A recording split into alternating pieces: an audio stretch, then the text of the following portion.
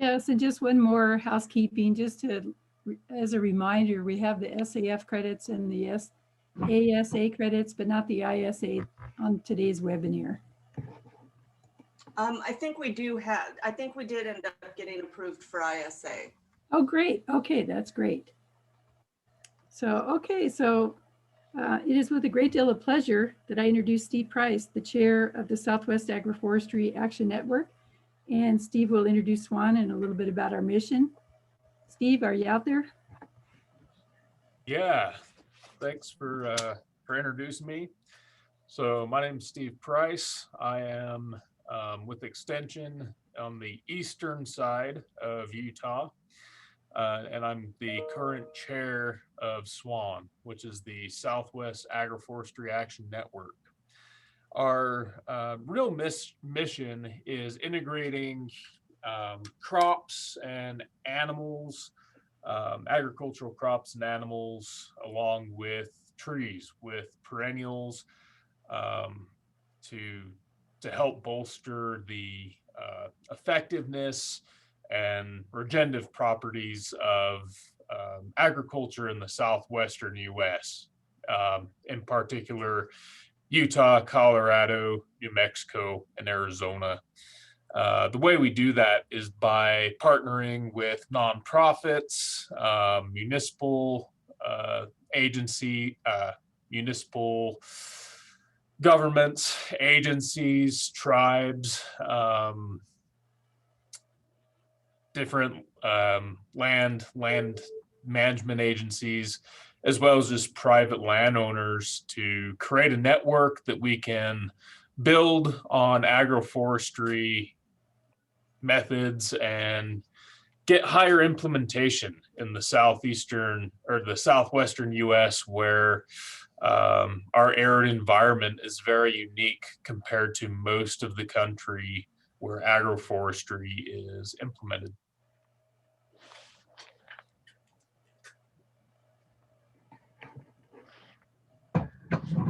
Well, great. So that kind of gives you an overview of SWAN and what we're all about. And I just wanted you to see some of the faces that you'll see in the chat area and things, the folks that are involved with the SWAN. And the executive committee is Mitch O'Neill, Steve Price, Donna Davis, James Allen, and Andy Mason.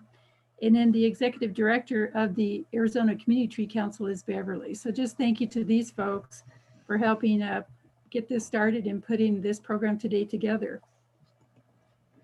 So let's jump into our program. We want to welcome you to Jerome Osentowski's Indoor and Outdoor Forest Gardens presentations. It's hosted by the Southwest Agroforestry Action Network in partnership with the Arizona Community Tree Council. And today we will be introducing Jerome in a Facebook presentation. We'll walk through the Central Rocky Mountain Permaculture Institute. We'll share a link that helps you walk through Jerome's forest gardens. And then we'll do something called Let's Do It. We'll watch a presentation on collecting, harvesting, and planting fall seed. So let's get started. And this is a 6-minute introduction by Jerome on Facebook. So I'll turn it over to, let me get us out of here. Turn it over to Bev so she can share. While I was growing up, I always spent a lot of time walking in the woods, hunting, trapping. I always have this connection to nature. When we go out in nature, we see how nobody's really having to do anything and it maintains itself.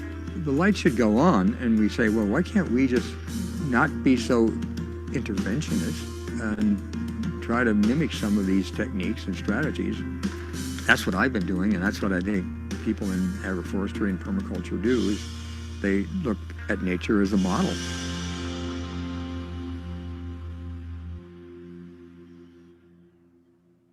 Volume's up.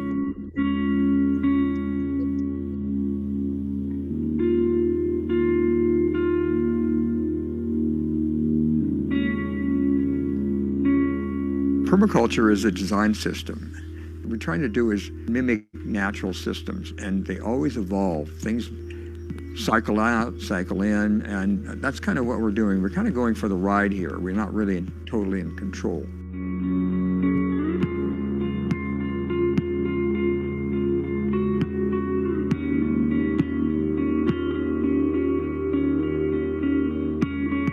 The first 10 years I was up here, I struggled to grow things here in the arid pinyon and juniper forest here, and I had no success whatsoever. I started reading about permaculture and took 2 or 3 design courses. The light went on and I figured out, now I could actually grow up here if I was using permaculture design and techniques.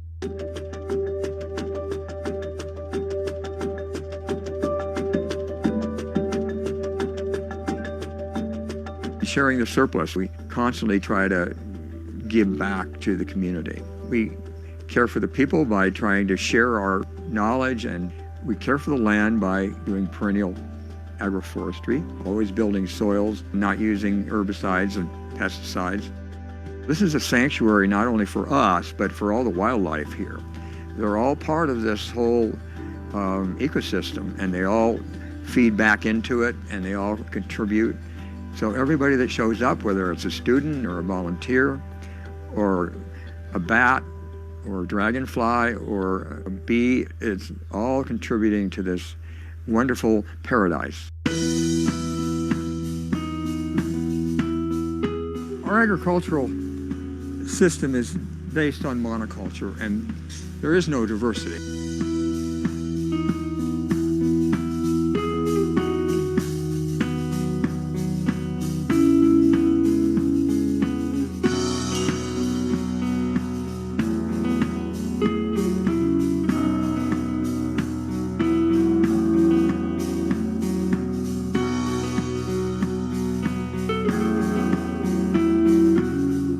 Like 6, 7 different things growing in this one bed. So each plant requires different nutrients and different minerals. And the root systems are different as well. They feed differently on the soils. You might have some deep feeders, some shallow feeders. You're kind of creating a balance here.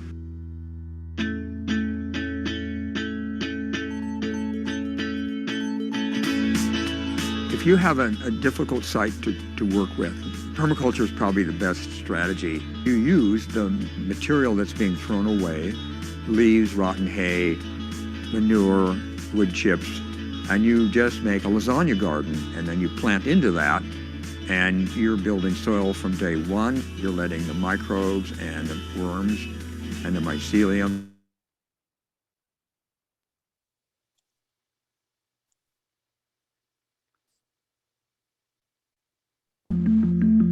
when we have classes here, that's when this place really shines. We can expose people to a mature forest garden and get them working and get their hands in the soil. I think really those are the best days for me.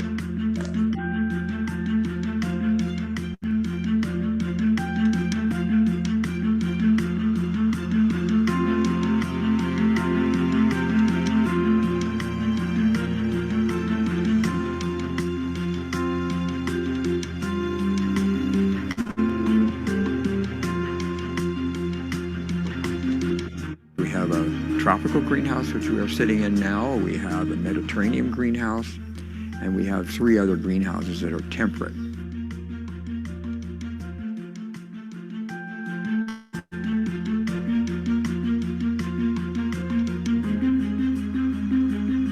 It's like a big warm breath in all day long, and then there's a big exhale all night, bringing that cooler air back up, warmed up from being exposed to the warm air in the soil. But we don't just rely on the climate battery. We have thermal mass, we have backup systems, we have good insulation, we have good ventilation. So it's a whole design system. Climate batteries are just one of the tools in our tool bag to make greenhouses sustainable. There's a lot of doom and gloom out there about climate change, and permaculture is a good design system that will give you some guidelines on how to move forward in these very difficult, challenging times. Here we have over 200 varieties outside. So if we have a late frost, we still get 50% of what's there because they bloom at different times. So really, it comes down to being resilient. If you plant a perennial garden, if you have greenhouses, if you have control of your water, control of your energy, you feel a lot more secure. What we're trying to do here is show people how it might be possible to live more sustainably.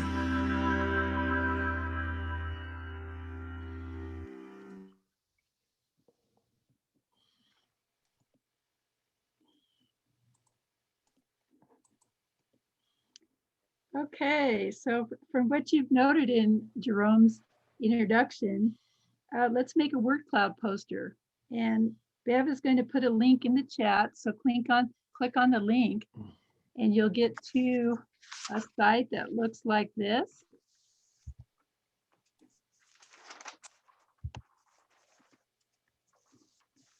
We've already put a few words in, but you can put up to 3 words. What words or phrases come to mind when you think of agroforestry and/or permaculture?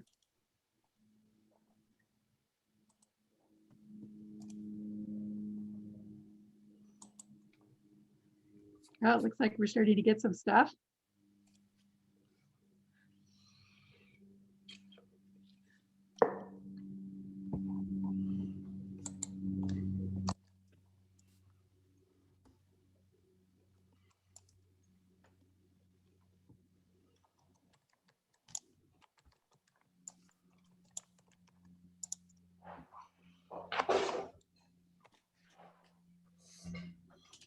All right. Well, maybe that wasn't everybody's words in there, but you created a great agroforestry and permaculture word cloud poster.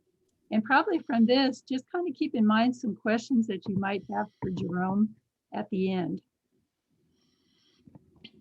Okay, so now we're getting into Jerome made a special recording for today's Indoor and Outdoor Forest Gardens. Let's learn about the Central Rocky Mountain Permaculture Institute. And Bev will get that link started up.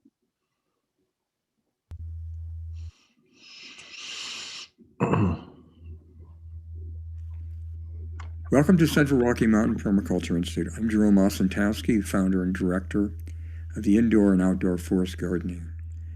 We are at 7,200 feet. We're lucky to have the Basalt Mountain in our backyard as a thermal mass and a windbreak. The whole mountain is basically a rock pile with a thin veneer of vegetation. And we'll walk you through some of the successions of this mountain. There are large outcroppings of rock that have not been vegetated. Maybe a few Doug firs sprung up from a squirrel that has left a nut or two or a seed. There are many of these outcroppings in huge boulder fields, creating water catchments and thermal mass throughout the whole mountainside. And in the foreground, in the background, you'll see the aspens, which is one of our favorite guilds up on the mountain. It's a very lush, complex guild of perennials, understory, midstory. All of this dies back and comes back, and that's where we get some of our ideas about doing forest garden. And we'll talk a little bit about successions in our forest garden. We started out with an annual production, raised beds, growing salad greens with one greenhouse, our Palais greenhouse. And we came up with lots of innovative things back in the late 80s to grow basil during the summer when it was very cold.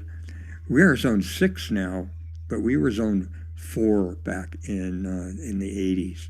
So climate change has helped us out a lot in terms of, we grew basil and salad greens in the greenhouses for annual production.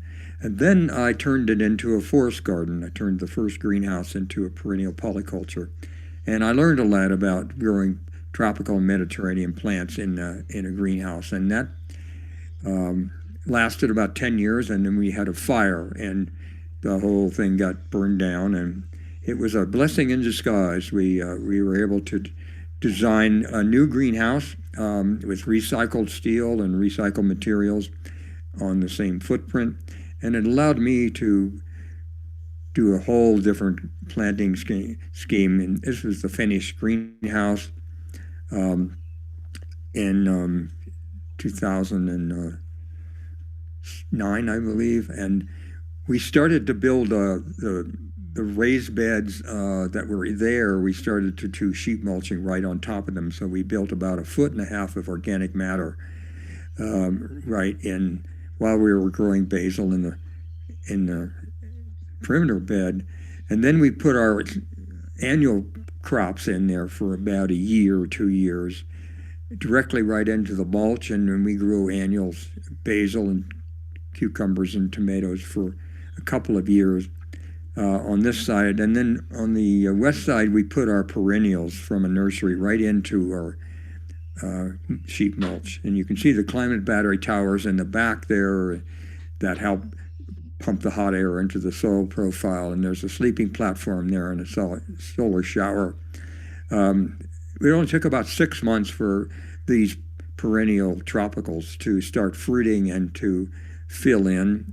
This is just one of the guilds that we planted out. There were probably a dozen guilds throughout the whole tropical food forest. There's papaya on the left, or Highlands papaya and bananas, and it filled in very quickly. And we had several good racks of bananas the first few years. We have about 5 different kinds of citrus. Kumquats come in every year and last for about 5 months. We have oranges and tangerines and limes and lemons and Highlands papaya. Then we grew passion fruit for a few years as a canopy. Not only did we get the fruit, but we got the shade during the summertime, and then we able to create cover all of our thermal mass so it didn't get any sun, and it cooled the greenhouse down substantially. And we also just started planting the east side into perennial polycultures. We have yacon there, and papaya, chard as a mid-story, understory, grapes in the background. We covered all of our ground, did all our ground covers with medicinal plants for our tincture business. We have ginger, gunicola, brahmi for one of our tinctures or brain tonic, and there's lots of papaya and pomegranate. Spilanthes is one of our biggest cash crops as far as, and there's a pepper plant in the background there, and papaya. Pepper plants would grow for 5 years in the tropical greenhouse, and there's scented geranium there. Again, we have, in permaculture, we just don't do one thing. We attached a woodworking workshop on the north side of the greenhouse, and that became a classroom, a dining room, and we have a wood-burning sauna attached to the greenhouse as well. These are some of the projects that we've done off-site through ecosystems design. This shows you some of the climate battery technology that we've developed over the last 30 years. These are things that we continually do. We have about 10 projects. This is the growing dome at the Roaring Fork High School. These are the beds that were constructed with the corrugated metal, and these are, in the background is the perennial polyculture bed, and then the other beds are annual beds. Then the forest garden evolved right after we decided to hang up our Jeff, I'm salad watching a green permaculture operation. webinar if you're That big interested. grape in the foreground. That's one variety of grape. We have about 25 varieties of hardy grapes and 5 or 6 different Siberian pea shrubs and nitrogen-fixing shrubs, all mixed with over 150 varieties of stone fruits and apples and mulberries and understory of elderberries. And you can see the Phoenix greenhouse there, and the house with the solar panels, and there's an attached greenhouse onto that. That's the Mediterranean greenhouse. And in the foreground, you can see we have the insectivorous plants and medicinal plants. There's yarrow and St. John's wort that we tincture, but it also attracts beneficials to go into the greenhouse. And off to the right, we see all this forest garden that surrounds the east side of the Mediterranean greenhouse. Very lush, very productive. These are a couple of different kinds of figs we grow in the greenhouses. The forest garden is very, very lush and multi-storied. We have lots of insectivorous plants and insectivorous and medicinal plants and stone fruits and apples and pears and plums. There are lots of comfrey and lovage and mulberries. And this is our pond that actually creates a zone 6B microclimate. The ducks are swimming in their dinner and the duckweed, and that bank with the big stone terraces there, that actually is a zone 6B with double sun off the pond in the spring. And we use that water to water our greenhouses. There's fish, crayfish, and salamanders in there. And so it's nutrient rich. We can refill that with spring water and use that for irrigation. And lots of different animals that we've integrated into the system. We have chickens, we have rabbits that eat mostly from recycled material that we cut, chop and drop, catch and carry. And sometimes we are able to let the ducks wander in the forest garden, eating the slugs and manuring, and the Siberian pea shrubs and in the background. And we have also black walnut and Carpathian walnut and a big grape that covers the chicken house back there. And we basically worm farm. Every bed outside and inside is a worm farm. And we actually do worm farming in our pathways, so you can actually harvest commercial worms and worm castings. We also create lots of habitat for wildlife. We have turkeys. We have about 40 turkeys that we've created a 1.5 acre swaled food forest for the turkeys. We have lots of snakes that do biocontrol. They eat slugs and mice, and we have deer and bighorn sheep and deer and all the other wildlife that birds and lots of songbirds and lots of dragonflies and all the beneficial wasps and bees that help us pollinate. And these are just some of the harvests on a regular day. We have about 5 varieties of everything, or sometimes 10 varieties, so that we always have lots of early and mid-season and late ripening fruits, and we place them at different locations in the forest garden, so that they also are affected by shade or sun, so that they ripen at different times. Again, mulberries and grapes are very resilient. They never seem to get frosted. And we have a continuous crop of those regardless of the season. These are all the livelihoods that we can create on a forest garden or a farm.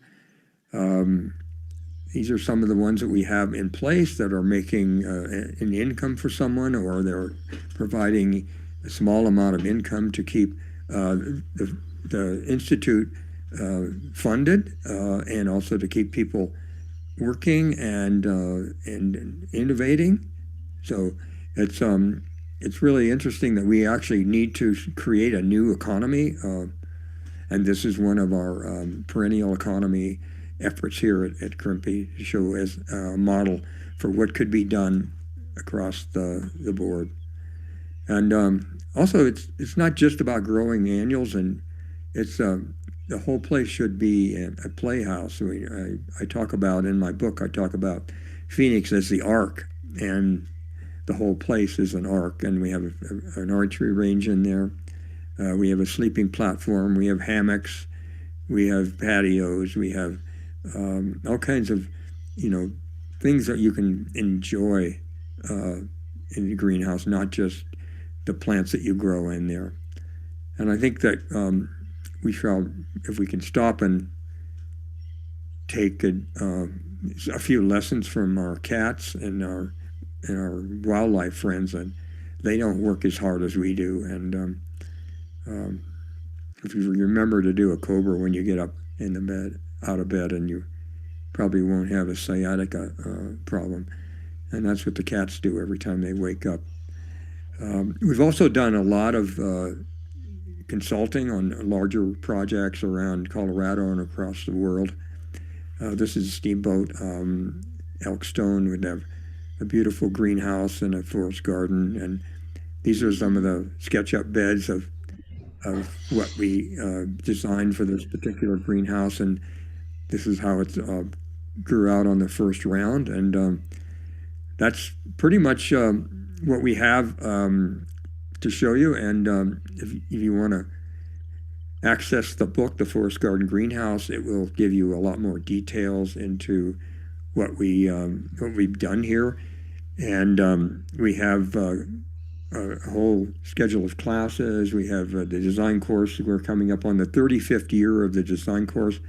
We have our academy and probably 2 sessions of the academy. So if you can go on our website, crmpi.org, and if you want to contact us, you want to give us an email, jerome@crmpi.org. And thank you for planting a forest garden.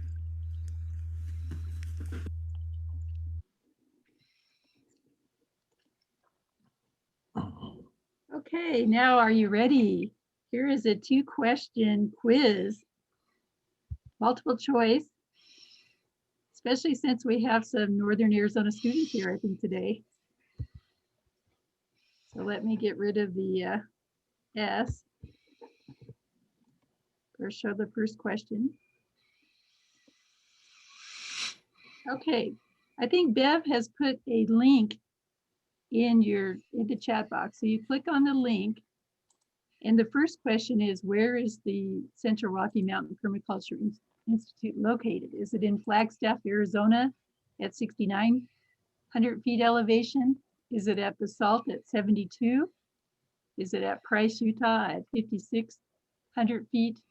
Or is it in Farmington, New Mexico at 5,400 feet? And that one shouldn't be too hard. I'll give you a couple more seconds. It looks like we have, so far it looks like we have one at Flagstaff, and we have several at Basalt, Colorado. Here's the, let's see, the correct answer is Basalt. Okay, now we have, let's see if I can get you to the next question. What types of food forest gardens did Jerome share? Did he share the greenhouse tropical forest with papaya, banana, and citrus? Did he share the outdoor forest garden with mulberry, stone fruits, and elderberry? Did he share the 1.5 acre swell food forest with turkeys and wildlife? More on this later. Or did he share all of the above?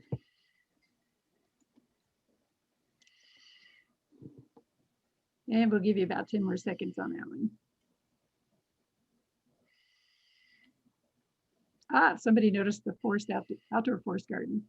He actually shared a little bit about all of them, or at least the trick was the swell garden. That's going to be talked about a little bit later. Okay, well, let me get out of our quiz, and I just want to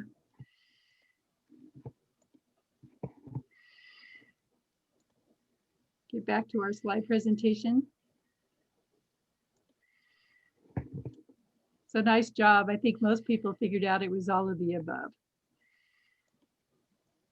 Now, I just wanted to share this link for your future reference. This particular presentation takes about 50 minutes, but it's a nice video clip, and it's from a Forking Truth Sustainability and Farm to Table show.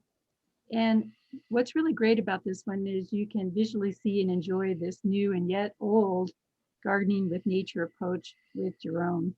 And but we're not going to share this one today, but you'll get a copy of this link later so that you can enjoy this one. And it is at the Central Rocky Mountain Permaculture Institute website under the resources and under media. But today we're going to do something on hands-on. We're going to collect, harvest, and plant some fall seeds. So enjoy this how-to demonstration. And just as a reminder, start jotting down your questions for Jerome. So I'll turn it over to Bev to bring up that video.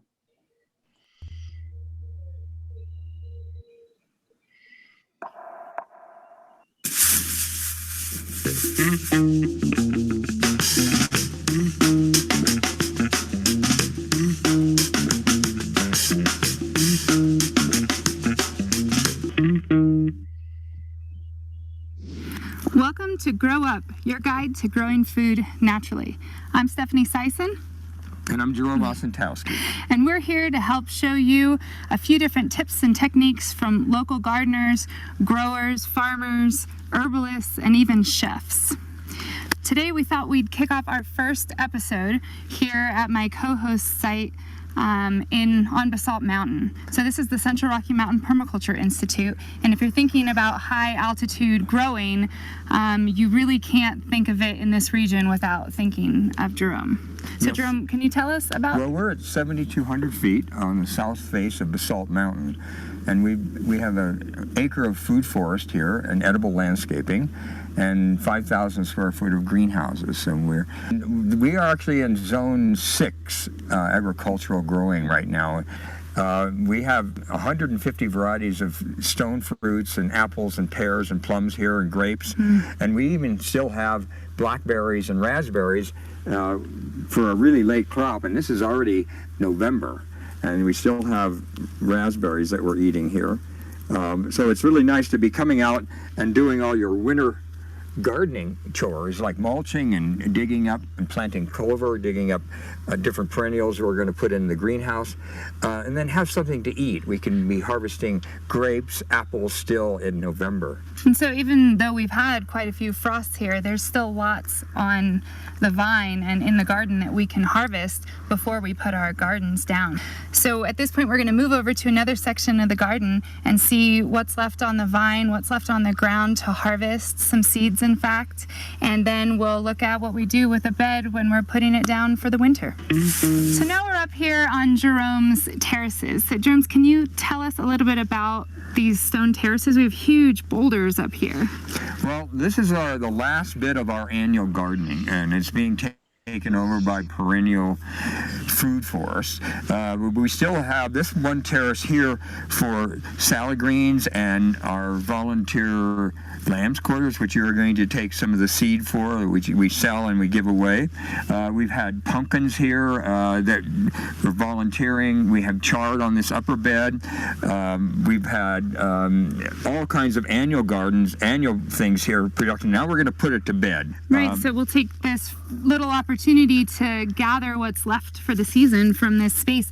And something that we get in fall a lot of is seed, and I would encourage everyone to look at this time as a really big harvest opportunity to get started for next year's growth by saving some of your own seeds. And we can also let the seed fall on the ground, mulch it, and this bed is always self-planted throughout the last 5 or 6 years.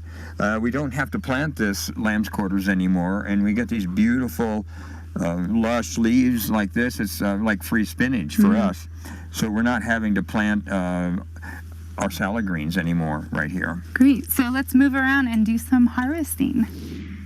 So here we are at Jerome's famous lamb's quarters, and this is one of the easiest seed to harvest. It's already dried really well on the plant that's still stuck here in the garden, and so you can just pull the seeds off. They're really, really nice and dry, so they're ready to go right into your storage vessel. There's one seed in every little wafer there. So Jerome, tell us why you love this plant so much. Well, I found this in Calgary about 20 years ago, 15 years ago, growing in an alley. And this variety, it doesn't grow as far as I know in the United States, and you can't buy it in a seed company.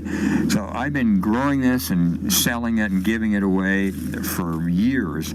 And it's volunteering everywhere in the garden. You can see on the ground here, all the seed we've harvested a lot of this already, and all the seed is falling on the ground, and we'll just put some light leaves on this and some stable cleanings and some more leaves on that, and it'll germinate in the spring, and we'll have free spinach, so we don't have to do any planting in the spring.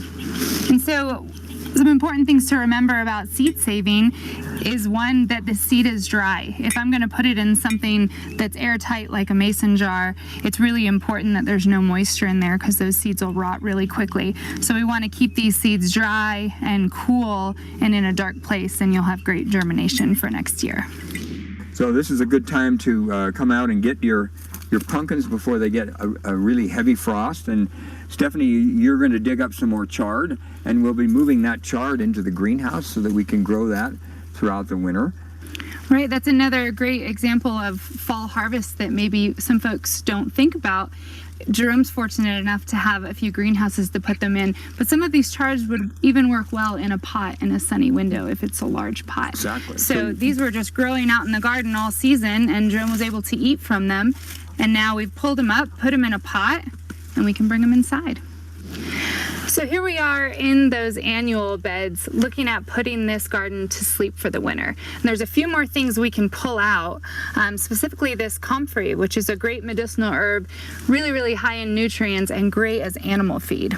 And the rabbits love it, so we like to cut out the comfrey, even though it looks a little bit far gone, but we can still trim this back and take this to the rabbits, and they'll have some great fall food in addition to the stable cleanings they get, the other things they get from the brewery.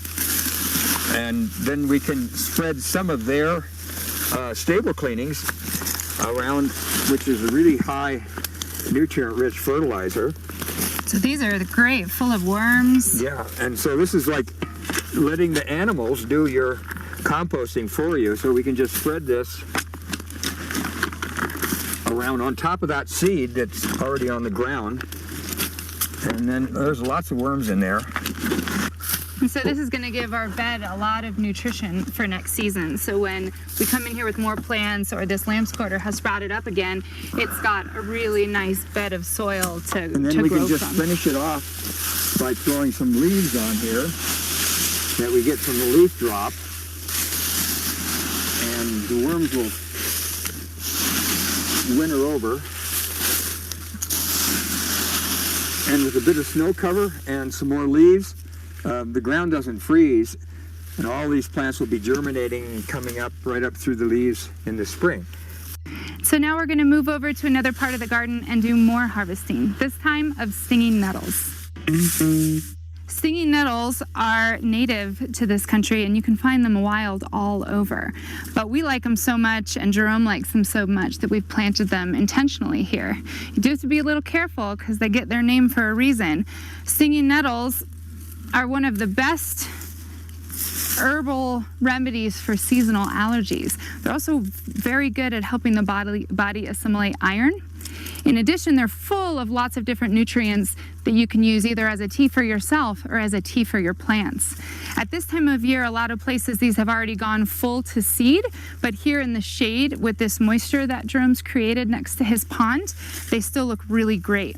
So we're gonna pull this whole stem up, upside down, and we can just wrap a string around it, tie it up, and hang it from somewhere in a shady place in your house, and it'll dry up nice, and then you'll have a beautiful nutrient-rich tea for the winter. Okay, it's already the first week in November, but there's still a lot of grapes on the vine that we can harvest, and they really are sweet after they've had a few frosts. This is a nice white grape, very full of sugars right now. And what's nice about it is we've been eating grapes, 20 varieties here at Crimpy, for a couple of months now, and this is the very last grape that we can actually get to. The one variety goes all the way to the top of the pinyon tree, and we've already harvested that. But it's really nice to have grapes while you're out here doing your mulching, and you can just stop and have a little treat. This is another grape that we haven't harvested yet in November, and this is a very delicious Concord grape, just hanging over the pond, and the leaves have frosted, so now the sun gets in there and actually really ripens the grapes. And we don't take the leaves off the grapes because it actually keeps the birds from eating them, and actually sometimes the bears from getting them. So we don't always harvest everything. So some of the grapes stay on the vine for the birds all through the winter, and that's really an important thing, to leave something behind for the wildlife, so they have something to live on throughout the winter. And then they do a lot of insect control, and they manure on our forest garden, and they give back a little bit. So if we give back to them, they give back to us. A few more things we can harvest in fall would be from our hawthorn tree. Jerome loves this tree. Right now the hawthorn berries are quite sweet.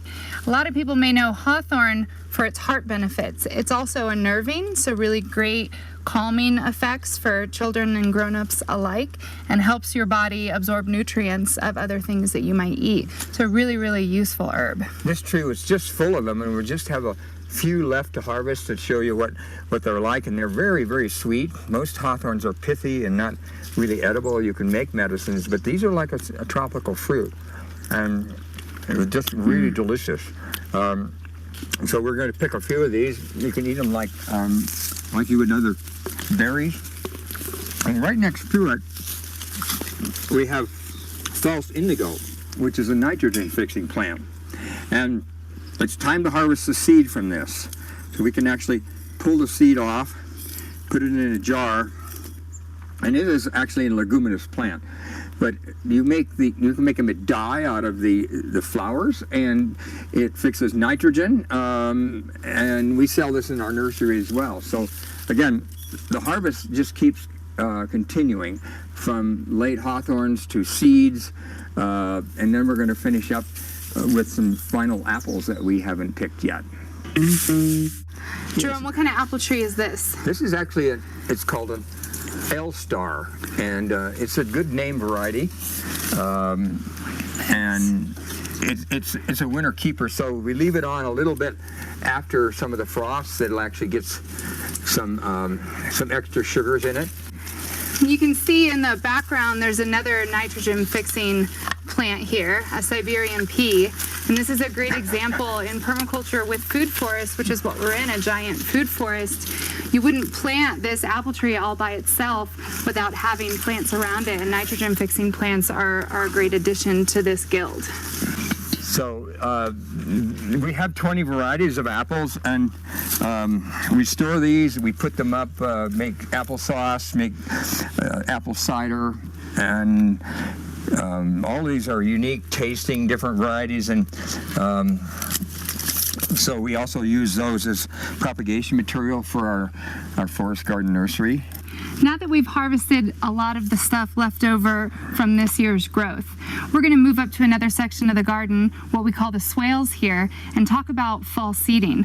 A lot of people think of spring as the big time to seed, but we really like to put things in the fall as well. We're going to plant some garlic and some spinach and broadcast some rye and clover seed as a cover crop.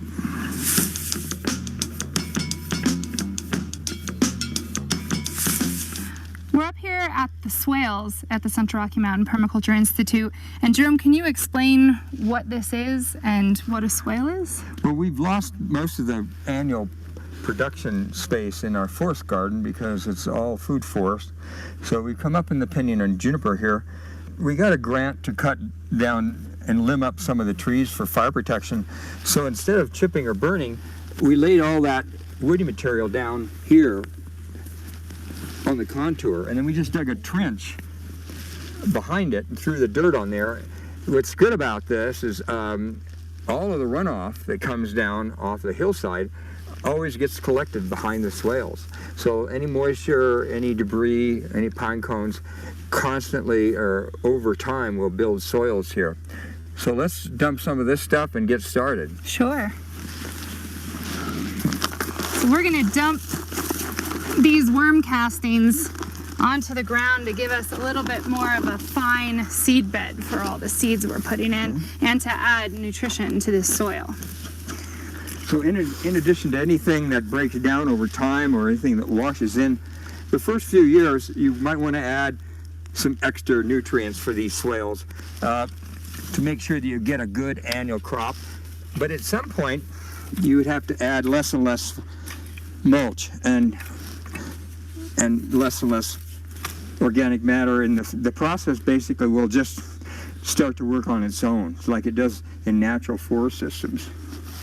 So this is a nice seed of spinach, and if anyone watching has only planted spinach in the spring, this is going to be a great surprise and wonderful treat for you, and forever you will be planting it in the fall. It's one of the easiest times to put in spinach.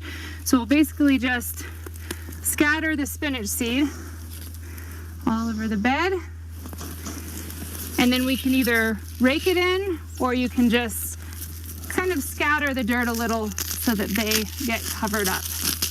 This spinach will come up earlier in spring than you would have imagined planting it.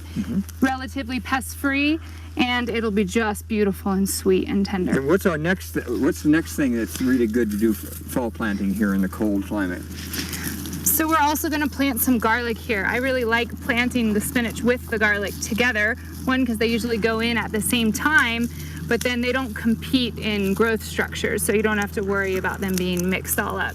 But this garlic will become like a biennial. So you plant it this year, it'll start to grow, and it'll grow through the winter very slowly on root development, and it'll just stick its head up just a little bit, maybe about that far up through the leaves in the spring. It'll winter over, and then you can harvest it in July. So you'll remember from buying garlic at the grocery store, if you haven't planted it before, it comes in a big head of garlic, and there's each of your cloves that you would separate apart so that you could eat it. In this case, we'll separate them apart. You can tell where the root was growing on the garlic, so that part goes down. And then you can either work it in with a trowel, or if you have nice soft soil like this is, just dig a hole, maybe 2 times, 3 times as high as the garlic is tall, and just stick them in. And you can do that about 6 to 8 inches apart. And we usually plant the bigger bulbs, and if you select the bigger bulbs year after year, your garlic crop becomes a lot bigger, or you can plant them all, and we wound up eating the smaller ones.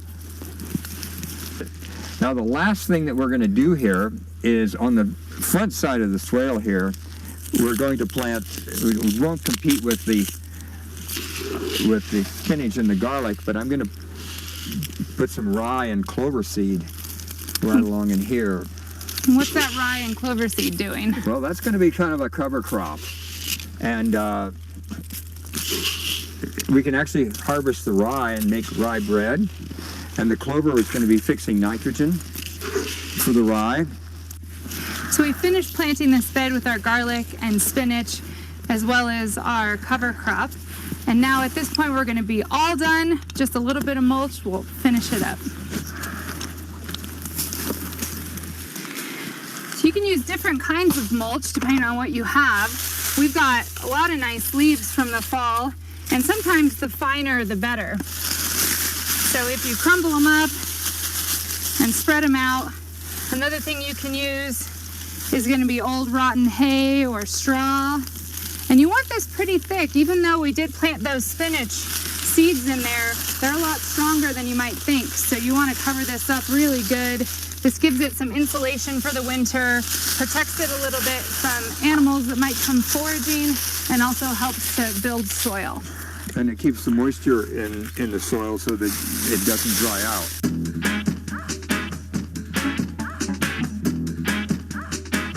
The final thing we'll do is put the remay over it, because we have 40 turkeys that come through here on a daily basis, and they'll come and eat all this seed and dig up all this mulch. So if we put the remay on it, they don't really like something that's not natural. So they'll leave this bed alone, and they'll just kind of walk up and eat what's in between the swales, which we've already planted a fair amount for them.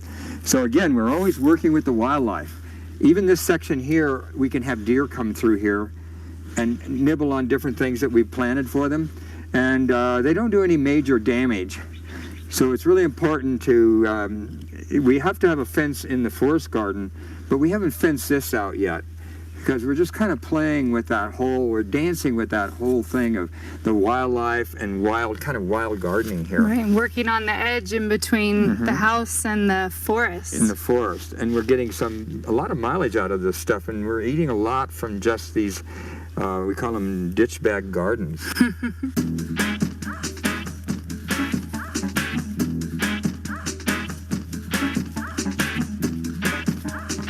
Now that we've spent some time in the outdoor gardens getting ready for winter and mulching under and seeding And harvesting.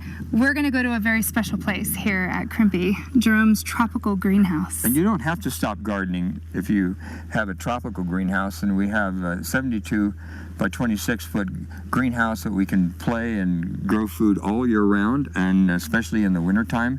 So let's go and see what we can do down there. Yeah, let's go. Thanks for watching Grow Up, your guide to growing food naturally. Be sure to join us next time for part 2 from the Central Rocky Mountain Permaculture Institute and a visit to the tropical greenhouse.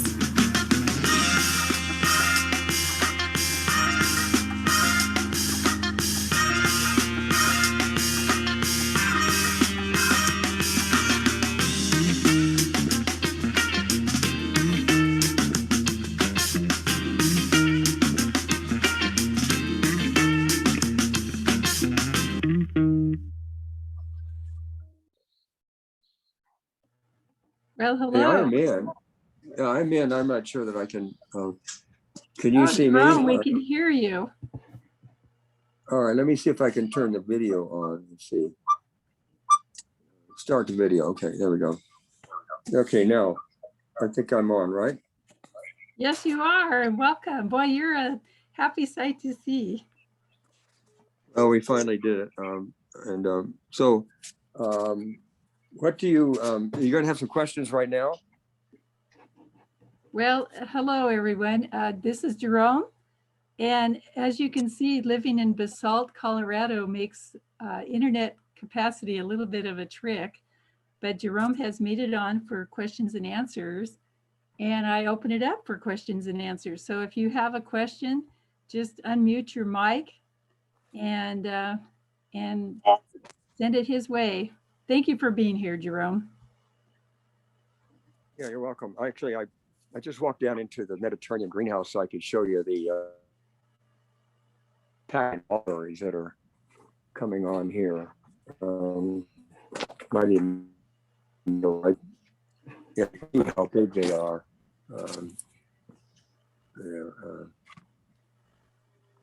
But it's just loaded with. Well, pets Jerome, and we with do mulberries. have a question. We have a few questions. Let me throw them out.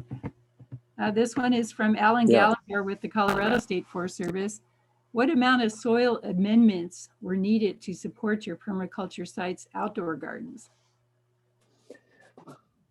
Well, we don't use amendments per se. We do carbon farming here, which is similar to what would happen in the aspen forest, right? We use recycled carbon from the city, from wood chips, leaves. The only amendment that we might add is humic acid or some wood ash or some rock dust. But other than that, we just take what nature throws away or what white man throws away and rebuild, worm castings and soil from that. And we conserve water as well, because everything that we grow, all our beds are just worm farms. Here's a good example right here. This is the bed that hasn't been planted yet.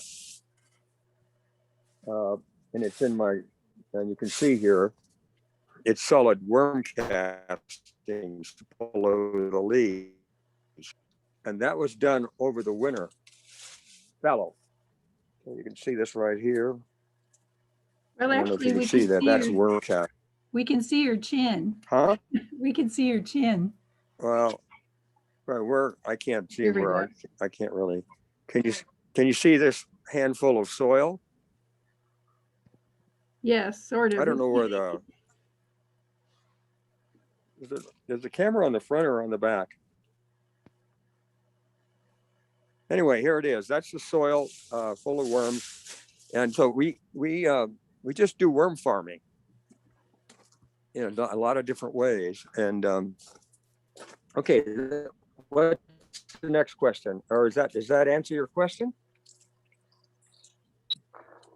Alan, it sounds like he uses leaves, compost, manure from the No, we don't use chickens. we don't use compost. We make compost with all of the carbon stuff. There's a trailer full of wood chips out in front of my house. There's some rock, there's some sand, there's leaves in bags. And we basically just use those things in different recipes to build soil. Okay, well, and this question is from John Carlton. What do you plant for the deer to forage on to keep them away from other plants? Well, we have that 2 acres up there of swales, and we plant a variety of things in there. There's a lot of grasses, forbs, and they don't seem to browse on the trees up there. They just come through and eat the grasses and any forbs that we plant up there, clover, vetches, medics, and they just walk through. They come up there, and it's one of their stops on the way up the mountain. And the same with the turkeys. They walk through there almost every day, 30 of them. And they're grazers, if you know. They're right now eating grass, and then later on they'll eat other things that are up there. So we kind of created this wildlife habitat corridor / fire suppression / pollinator garden up on 1 and 2 acres of steep hillside just east of the road above our house and above all the compound there. Okay, well, and then I got the impression that you just plant a wide variety of everything, so there's enough for all. Yeah, That and the part of deer, the the deer know that they don't need to come into our compound because it's fenced, and there's a certain amount of collaboration between the wildlife and a sustainable farm. If you try to fence everything out, they'll try and get in. If you don't leave anything for them, well, they'll try and get in and eat the candy. But if you design it right, they'll just walk around your edible landscaping, your market farm, and they'll go over to the area that you've designated for them, and everybody's happy. Well, that sounds great. And so now from Linda Lacey, do you have wind you deal with for your outside garden? If so, how do you deal with it? I live in La Vida at 7,500 feet, and we have quite a bit of wind. We have planted 6-foot evergreen windbreak trees, but it will be years before we have better control of the wind. So do you have wind, and how do you deal with it? Well, luckily I picked a site that has huge natural windbreaks. Our prevailing winds come from the northwest, and there's a huge mountain in the back of as you saw on the slides, you saw the volcanic mountain, and then I have 2 large ridges that are, 1,000 feet above my house. So I'm in a sun trap and a windbreak by accident, or you could say by design, if you wanted to if you wanted to pick a good place to grow, you wouldn't pick a place out in the up on the mesa where the wind blows like crazy, and you'd have to wait for for your windbreaks to grow. That's really, but some people don't. Like you said, you didn't have any choice. So, and there are areas where there's huge amounts of wind. On the Front Range, it blows all the time, right? So there's not much you can do about that, but build windbreaks and wait for them to grow in. But we were lucky here. We don't have any prevailing winds. We have thermals, which are nice and gentle. Moves the air up and down the mountain every day, up in the daytime, back down at night. But the air that comes down at night is warmed by that volcanic mountain. So it's the best of both worlds. I mean, you couldn't pick a better site for agriculture. I'm zone 6 here. And it's zone 5 and 4 down in the valley. And up on the mesas, it's windy all the time. And I guess that right now, the market farmers are having lots of problem with wind. High tunnels blowing away, shit like that. It's just, that's what it is, Things aren't very stable right now as far as weather. As you know, around the world, flooding, everything is going crazy. Fortunately, we're right down here in a little protected pocket. Well, and Linda, just to kind of comment, you might visit with the extension and with the Colorado State Forest Service just to see what perhaps some of the perennials, you can work with microclimates and also the locations around your home, or just taking advantage of microclimates on your property to at least work with what you can while you're waiting for the trees to do their thing. Well, So we have please get a started. pond, which again bumps us up a half a climate zone. So over by the pond, on the west side of the pond, we have a zone 6B. And that's created by a pond, double sun off the pond, and reflection off the water onto stone, big volcanic rock that are terraced up there. So everything that's up there gets an extra month of growing season on either side. So that's something in permaculture that we can not only look for great protected sites, but we can create them within our boundaries. And around my greenhouses, everything is protected. You get extra sun on the west, you get protection on the east, and you can trellis and use vertical space to maximize your growing. Like in the greenhouse, I fill in every inch of my greenhouse with a plant. If there isn't a plant growing, I'll trellis it up there. And, like this fig tree here takes up the whole western side of this northwestern side of the greenhouse.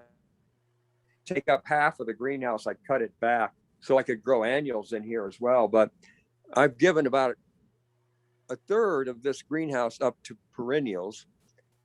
And in the tropical greenhouse, it's about 2/3 or more that I use for perennial polyculture. Let's see. It looks like we have a question here from Jim Allen.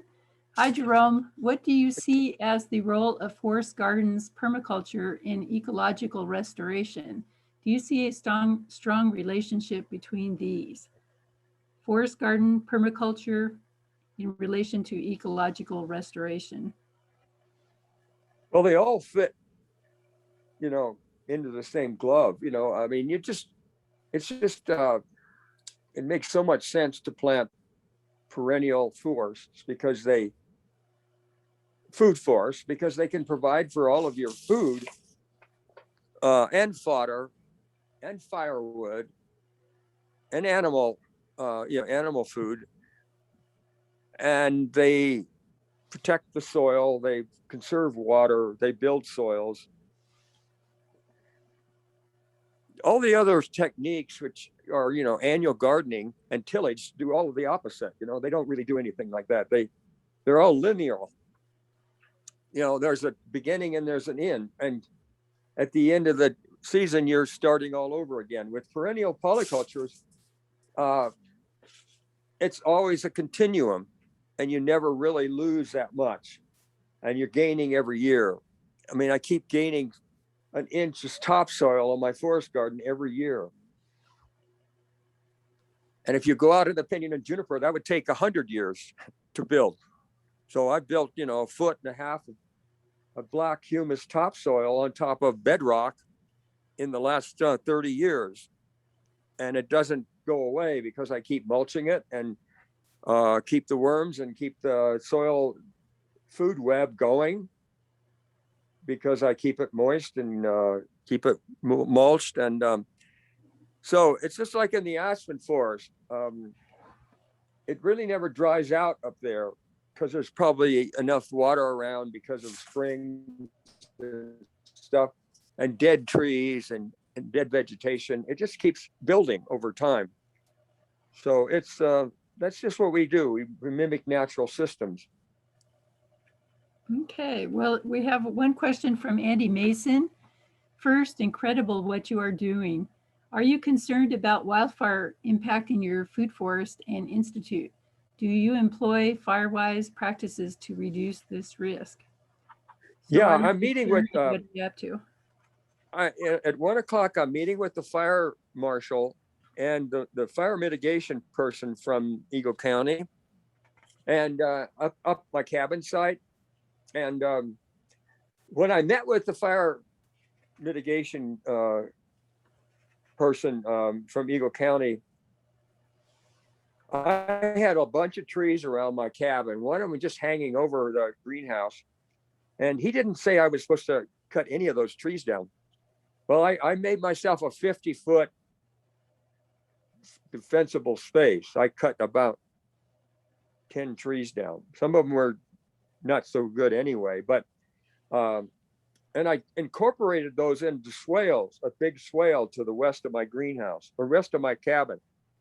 So I took all of that fuel out of the system because it's partially buried and it'll be wet. And so I have a fire break there. I also have I'm putting a pond in there if they'll let me, because they're just running me through the ringer. For some reason, they don't want permaculture in Eagle County. But I'm trying to put a pond in, so I'll have a sprinkler system there to protect my house. And then down below where my swales are, that is basically a fire break. And if the fire comes in that direction, it has to go through this deciduous wet area with all the pinyon and juniper limbed up. All that fuel is down in the swales, and it has to get to the road. It has to get past my forest garden, which is all deciduous for the most part, to get to my house. And my house has a pond, and I will fix my own water sprinkler system around that. And I've tried to make fire breaks around all sides of my house. So that's what I've done for fire break. We had a 12,000 acre fire that was about a mile from us. But if it comes in another direction, it could be challenging. And there's not much we can do about some of the areas that, but I have a pretty good buffer before it gets to my house. Yeah, the Firewise question is pretty huge. There's a lot of different parameters to approach in protecting your home. And I guess it's just continue to work on the Achilles heel components of it and working toward doing what you can with your site. So anyway, that was a great answer. And we have a question from Mario Gutierrez, and it's, Jerome, any homeopathic remedies for fire blight? Well, none, as far as I know. We have fire blight here, and it didn't hit us for 15 years. And it took a while, and now we're losing some trees and branches. And what my arborist, I had a a friend who came and pruned this year. First thing he did is cut all the fire blight out, and we tried to haul it off site and try to maintain. And sometimes the trees will. I've seen 100-year-old trees down in the valley that have survived fire blight, but you know, they've all had some fire blight, and they've all survived. 120-year-old trees. And some of them up here don't survive. We take them out and put something else in that's fire blight resistant. We didn't have any issues with our forest garden for about 15 or 20 years. And then eventually things started to creep in. You know, we have a maggot that's on our sour cherry, one of them, and there's another thing that's on the plum. So again, these are new issues that I haven't really addressed yet, and they now shut me down because I have so many different things that I can glean from. I have 150 varieties of fruits scattered around through the whole acre at different climates and different microclimates. So I'm always getting something. Never get wiped out. Like I don't have 20 acres of peaches. And then I, get a frost or some peach blight that wipes me out. That's not what permaculture is about. We have all this diversity, indoors and outdoors. Like I'll be eating these mulberries next week, and I'll be eating them for 2 months. Then the grapes come on inside the greenhouse, and I'm eating Brazilian cherries right now, and then everything comes out. All the stuff outside, all the mulberries come on outside, and the berries and apricots, and it's just it's sort of a time capsule of edible food, and it's small amounts, so we don't put all our eggs in one basket like most commercial growers do. And we have lots of grapes outside as well. We have indoor grapes. I'm planting a lot more indoor grapes because they're early crops. They fill a niche when you don't have anything outside yet, because we have, it's cold here at 7,200 feet. So here's an indoor grape. I don't know if you can see that. And that's going to be fruiting in about a month and a half, which is nice. I have several in the other greenhouse, in the tropical greenhouse. That's in my rosemary here. This rosemary's been here for about 30 years.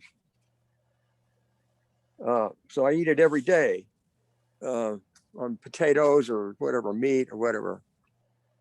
And it also is aromatic. It's an aromatic herb that's wards away all the pest insects. There's not one aphid in this whole greenhouse. There's not one pest insect in this whole greenhouse. I also have some new olives coming on. This is all an olive tree here that has lots of blossom over the entire olive. So, and here's my fig nursery. I can sell these for $75 right here. These are about 3-year-old figs. Did your chestnut crop ever come on? No, I've got about 30 chestnuts that I'm going to be planting from seed, but I've not gotten chestnut. I've got one tree that died back and is coming back again. Well, so for this question of the homeopathic, it sounds like, I think I like the way that you put it in one of your clips, your video clips, is that you're kind of along for the ride. Nature changes, you adapt, you have diversity, you offer resilience, but you also have adaptations as things change. So I think that probably is the answer. Here's a pomegranate tree that's just an old seedling tree, and I grafted a bunch of varieties onto it, and 2 new varieties. And I can go up on my patio and eat the pomegranates and mulberries. And also I put this trellis right here for my cucumbers. So I can grow my cucumbers underneath the olive tree. They climb up on the patio and I can just pick them up and go right into the kitchen. So this is a fun, every greenhouse is a playhouse. you're just playing with plants. You're training them up, and they naturally want to climb. So you put a trellis up. Here's another trellis for tomatoes. And actually, these tomatoes and cucumbers crawl right up on the beam, and I can pick them off the beam. Well, Jerome, we have 2 more questions and then we'll have to kind of start shutting her down. But just the first one's easy. What is the annual rainfall there at the Institute? About 17 inches, but we don't get that necessarily. It didn't rain all summer. So, you know, we're in a 100-year drought here. So I don't know. And then Jennifer Brownson, her second part, and I think she asked it earlier, so I apologize, Jennifer, but Jerome, can you tell us more about your nursery? Are the plants for sale through mail order? Not mail order. I could possibly do some mail order, but I do have an edible landscaping nursery, tropical and temperate, like these figs here. There are some, but mostly we would have people just come up and buy a trailer load of stuff. If they want to do a forest garden, they'll just make a trip up here, or they take a workshop and then they backhaul some plants. But we haven't geared up to be. I just potted up about 100 lovage plants yesterday from one little clump of lovage, and I'll sell those at a plant sale. I sell my understory, and also selling those at a restaurant already. I'm selling spring garlic and kumquats and lovage to a high-end restaurant in Aspen. So we sell our weeds basically for $10 to $15 a pound, and that's just what we have extra. And then we have a little farm. We have a little health food store we sell stuff to, and we sell our tinctures. Pretty soon the comfrey here is going to be, I have about 200 comfrey plants. And I don't know if you can see this comfrey plant here. This is in the greenhouse. And I'm already feeding this to the rabbits. I have 10 baby rabbits. And so that would, do you have more of the stuff you want to show, or do you have more segments of the stuff you're showing? Well, we're wrapping up the Q&A section, Jerome, and it's been just a super pleasure to have you with us for the program, and we thank you for everything you've done. You know, the second PowerPoint presentation was especially for this particular webinar, so we just want to reach out and thank you very much. And for all the folks out there, you can go to his site. He does have academies and certifications and tours and all kinds of educational opportunities. And you can also revisit most of the webinar YouTubes and presentations at his resource site, on his site. Yes, So, we have our first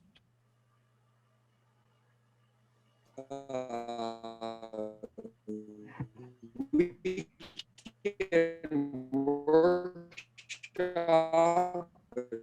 20 people is filled up, and we're doing another one in June. Then we have a 12-day permaculture site. We can't do it on site. We have to rent a farm, a sustainable settings, where we're going to be actually doing the class coming up here on work days. And then we have our academy. We're not sure where we're going to be doing that yet, because we have to do it up here, but the county's not going to let us do it. For some reason, they don't want to have permaculture, more than just bringing me up to code, because I've been doing this for 35 years and there's really not any issues with safety here. It's just if you go, it's just a larger thing of not wanting this sustainable message to get out there. It's Jerome, really very unsettling. you're kind of cutting in and out, but we're going to move on to the next segment of the Q&A, the last 5 minutes with Lindsay. But just if you have any other questions, folks, you have Jerome's website, and there is a link to contacting him personally and asking further questions. So Jerome, just thank you very much. And if you're out there, just put a great big thumbs up for Jerome, and thank you for coming with us today, or being here today, Jerome. Well, thank you, Jennifer, and Jim, for helping to organize this. It's great to have a little bit of interest in what I do from the bigger, more conventional community. And we appreciate you putting all this together. Thank you very much. Well, thank you. And now we're going to lead into, let's see if I can change this. Lindsay. Lindsay, are you out there? I am. Can you hear me okay? Yes, and I just wanted to put this up there so that all could see her. She's the Director of Education. And I don't want to, it's Tres Estrellas Organic Farm and Garden. From Yes. Tecate, Mexico. So I'll turn it over to you, Lindsay, and she has a great opportunity to share with everyone. She has about 5 minutes. Okay, great. And I have my video on. I don't know if you can see me, but I will. Oh, do Yeah, you I'll want just- to know something? I can definitely get out. Oh, it doesn't matter. Either way works. Bev, do you want to share so she can show her? Can you share? Can you find a share screen? Lindsay, do you did know? you want to share your screen or do you just want to be seen talking? Oh, no. Either way, I don't have a screen to share. I just didn't know if people wanted to see my face as I was talking. We can but, go ahead. Okay. Yeah, so thanks for the introduction and thanks for inviting me to the meeting. As you already mentioned, my name is Lindsay Heathcote and I work as the Director of Education at Tres Estrellas Organic Farm and Garden in Tecate, Mexico, where we are a 6-acre organic production farm. We're associated with Rancho La Puerta, which is a health and wellness resort here in Tecate. So we grow all of the produce for the health and wellness resort. And the farm is a mixture of, annual vegetables, perennial fruit trees. We do a little bit of agroforestry. We have some perennial windbreaks on the outer perimeter of the farm and some hedgerows, amongst the rows of annual vegetables. We have about 50 egg-laying hens. We have Nigerian dwarf goats. We just actually recently started with the goats about 2 years ago. So our herd is pretty small. We have about 5 right now, but small and growing. And yeah, so we've been a production farm for over 35 years, organic from the beginning, lots of soil building, lots of composting. And just recently, this past year, we started what we are calling a soil to table certification program. So the owner of the farm, Sarah Brightwood, her family has been the owner of the resort and the farm for 80 years. And it's always been a production farm, but Sarah's dream is for the farm to also be an educational farm. So our first step in that direction is this 6-week certification program. And I thought it would be a good opportunity to share with this group of people. It's out of the country. We are right across the border from San Diego, about an hour south of San Diego. The climate is a lot different than San Diego. We're up in the mountains a little bit, so we don't get as much of the coastal moisture that San Diego gets. But we're a Mediterranean climate, and so the 6-week certification program is a mixture of hands-on learning on the farm, and then some in-classroom learning, a little bit more traditional education with PowerPoints and some different classes. And then we go out onto the farm and do a hands-on activity or kind of, talk about in person what we saw in the classroom. And then there are cooking classes involved as well. So learning how to bring the farm fresh produce into the kitchen and use it to make a fresh meal. So the majority of the curriculum is based on like ecological farming curriculum. And then there's a small portion that's the farm to table cooking that's done with the executive chef of Rancho La Puerta. And it's residential, so we have housing on the farm, and it's a fairly small program. There's room for 6 to 8 participants in each program, so we like to keep it small and personal. And And so everything is done here on the farm. We do take some field trips to other farms in the Tecate area. So different ranches in the area that are also using ecological practices, organic farming practices.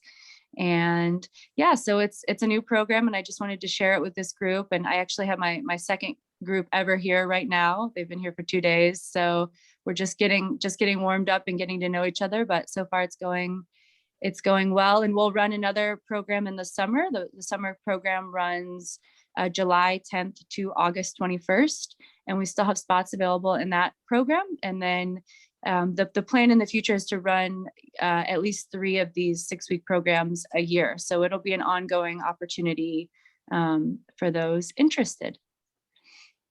And something else that's pretty exciting, she will also be a featured speaker with Swan perhaps this fall. So stay tuned for that. Yeah, thank you. I think I just saw a question pop up. Oh, let's see. Oh, Lindsay, where is YPU program located?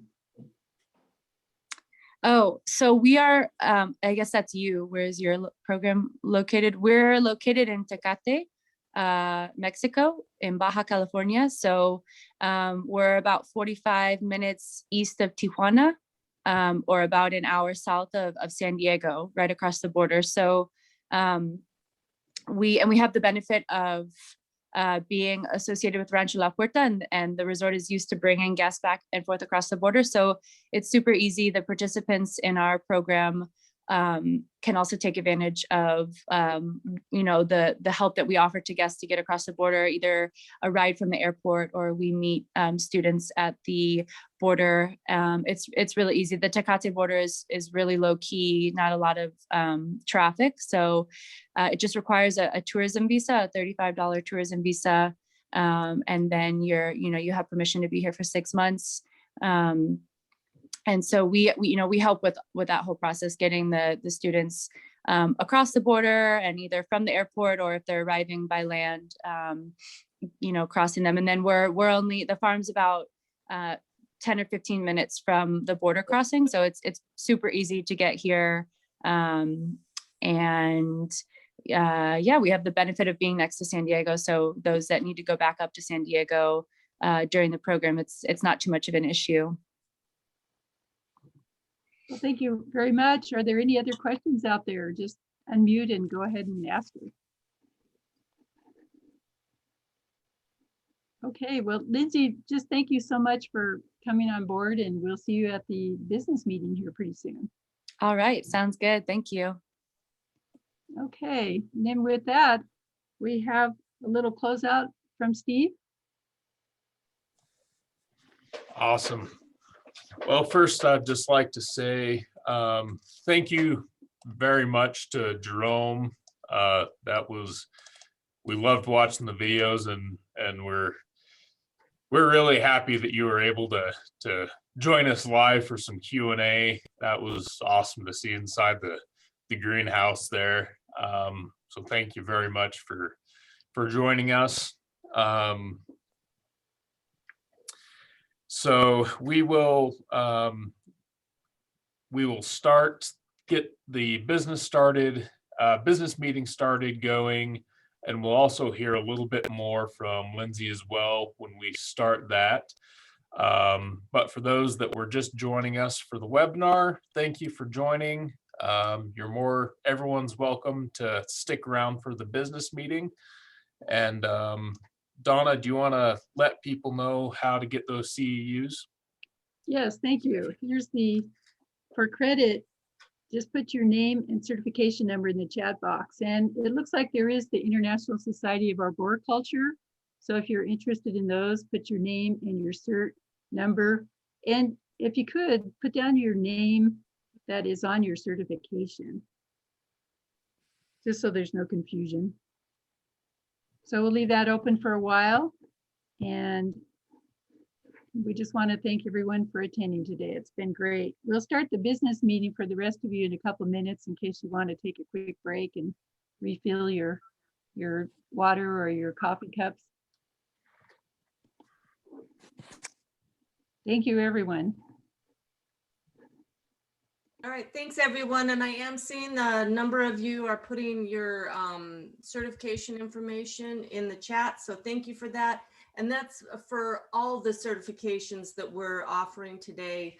We'll go ahead and pull that against the registration list and we'll get those into where they go this week. So thank you for that. And again, as Donna said, we've just got a couple of minute break to do a quick bio break, go refill your beverage, and then we will get started back up with the SWAN business meeting. And everyone's welcome to continue to hang with us and be a part of that as well. Thank you. And just a shout out to Beverly. She's been keeping the fort rolling back there. And the Arizona Community Tree Council. Yeah, thank you. It's been a really fun partnership, and Donna has been a blast to work with. You should see us like working behind the scenes, text, email, making it happen. It's been good. Just thank you to everyone. Thank you for participating today, everyone.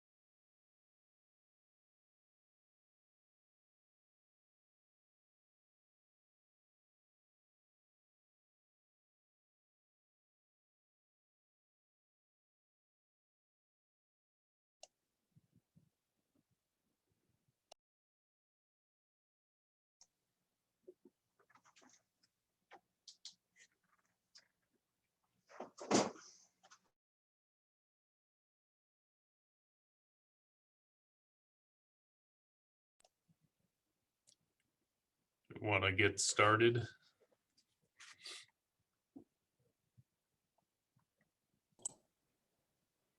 Okay. So I think I'm up, so I'll get going. So thank you all for those that have stuck around after the webinar for the business meeting. For those that didn't catch it up top of the last hour, My name's Steve Price. I'm with Utah State University Extension over in Eastern Utah. And I'm the current chair of the Southwest Agroforestry Action Network. So thank you all for being here. First, I'd just like to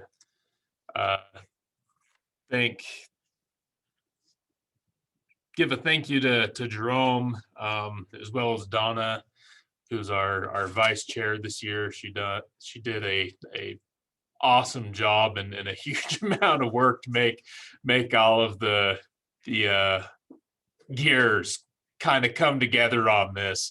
So we really appreciate all of her help, and of course Bev for hosting us and being our tech wizard for us. So thank you all. So for the next little bit, we wanted to turn it back over to Lindsay, so she could have a little bit more time to kind of tell us a little bit more about the actual on-farm, what sort of agroforestry practices they're using. Tell us a little bit more about her organization, and hopefully we can follow up with a more in-depth webinar at another date to learn more about it. But are you out there still, Lindsay? Yes, I am. Okay, take it away. Yeah, so we, so like I said, we have annual vegetable beds. So we do permanent raised beds that are kind of located amongst hedgerows within the farm. So we try to do a lot of medicinal perennial plants because a lot of what Rancho La Puerta promotes and supports is natural medicine and natural healing. At some points in the history of the ranch, we've done our own essential oils. So a lot of the perennials that are amongst the annuals on the farm are things like rosemary, rose geranium. We have a lot of vitex, lots of lavender, lots of lemon verbena. So yeah, that's what you find along the beds in the farm. And then around the perimeter of the farm, we have a lot of olive trees. At one point, the ranch was making all of their own olive oil. That has stopped in the past 10 years or so. There's a fruit fly that lays its larva in the olives and doesn't let us get to production. They kind of all start to rot right when they get to maturity. And I think there are some solutions for that. I've heard of people spraying some like agricultural clay on the outside of the olives until they're harvested, and then, not washing it off until they're harvested. But we haven't tried that yet. I've only been here for 2 years. So the olive oil production was before I was here, but I'd certainly like to try it. I don't know if we will in the future. And so yeah. And then as far as, agroforestry with the animals, again, the goats are a new thing. The farm had goats way back, 40 years ago when they originally started the farm project on this piece of property. But the animals disappeared for a long time, and now we're just bringing animals back onto the property. So right now they're kind of in a permanent pasture. It's a really large area, and it's full of a lot of the native perennials. So we have a lot of sumac here. We have a lot of buckwheat, a lot of white sage. So that's kind of we've let that native vegetation continue to prosper in the permanent pasture. And then as our herd gets bigger, the goal is to rotationally graze them around the perimeter of the property, mostly for fire control. We're in a valley that is extremely prone to fires. And we've had, even since I've been here in the past few years, a few that have gotten a little too close for comfort. And we usually use a more mechanized attempt to create fire breaks around the farm, but we're hoping that as soon as we have enough goats to really make a dent in that native brush, that we will just be able to use them and again graze the perimeter of the property. So yeah, they haven't really been too integrated into the garden area of the farm where we're doing the annual production.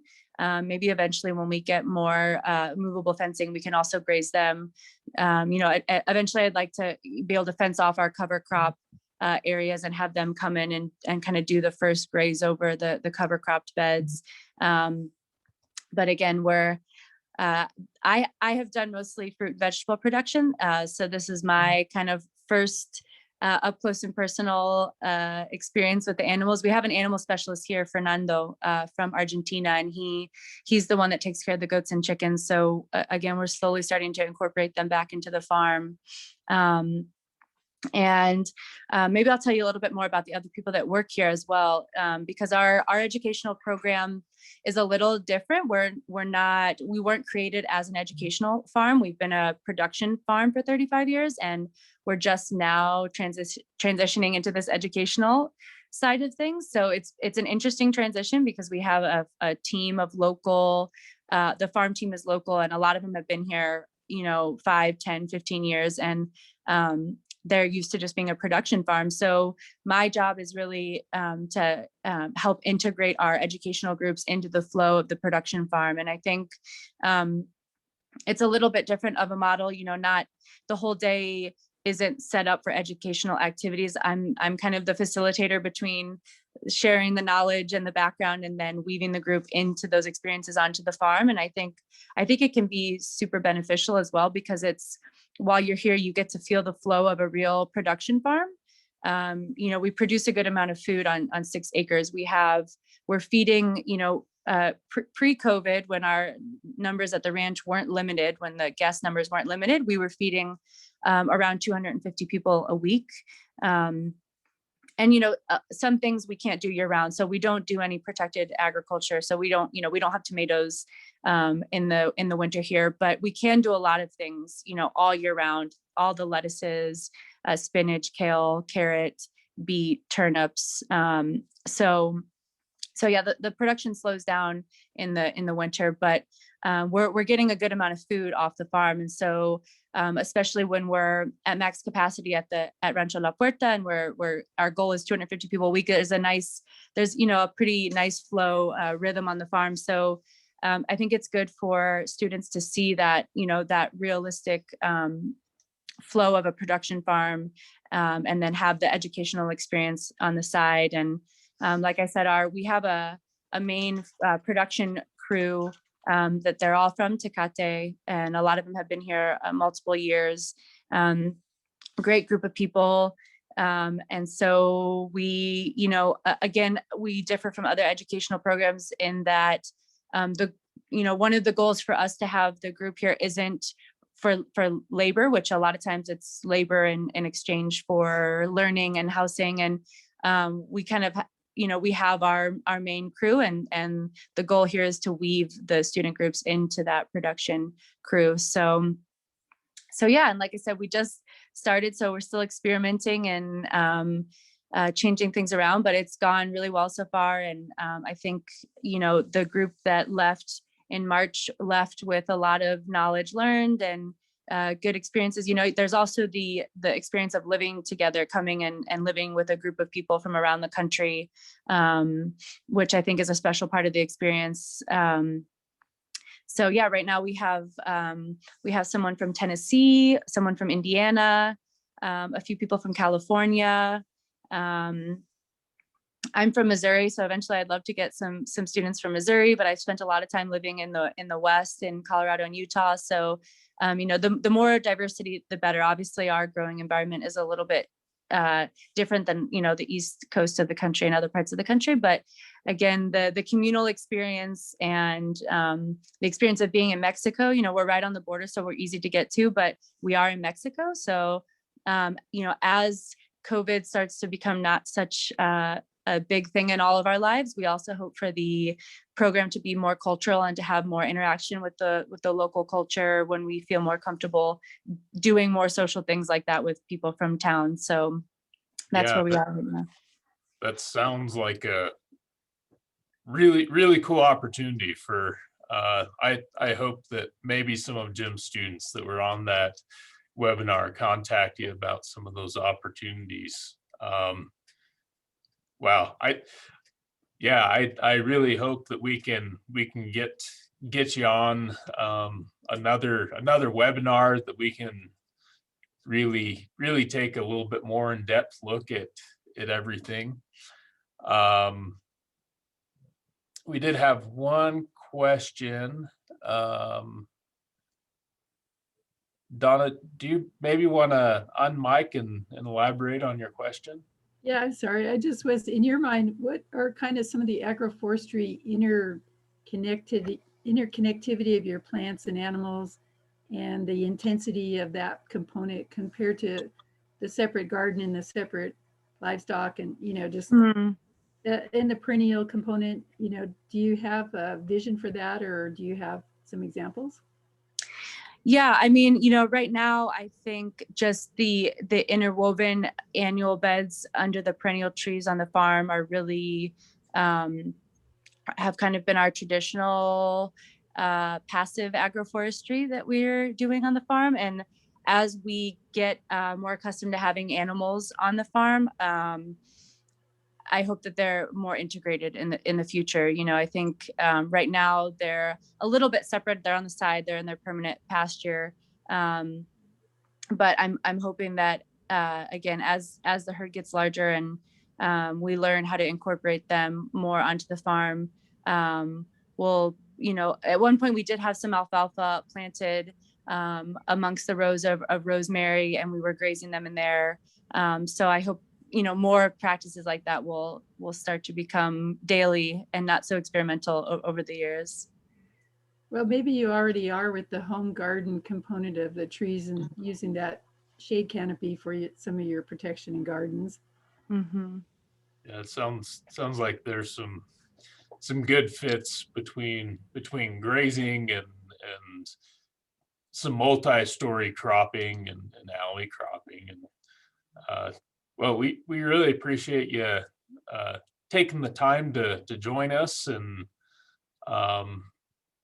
yeah, we look forward to hopefully hearing more from you and some of your associates down there for another look at your operation.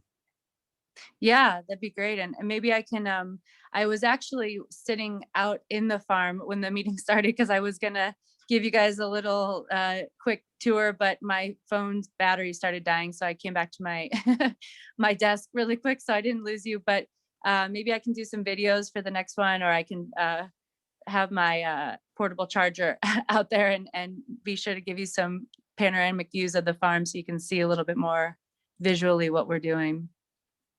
Awesome. Thanks, Lindsay. Appreciate it. Thank you.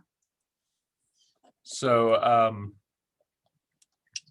moving on with the agenda, we just wanted to take a minute and invite anyone.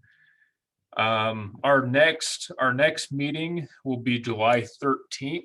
So we will have an associated our standard quarterly webinar as well. We're trying to finalize our speaker at this point, but we will be having another quarterly webinar.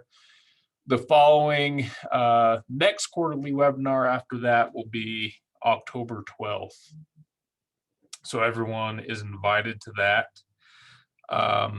One quick thing I also wanted to mention is that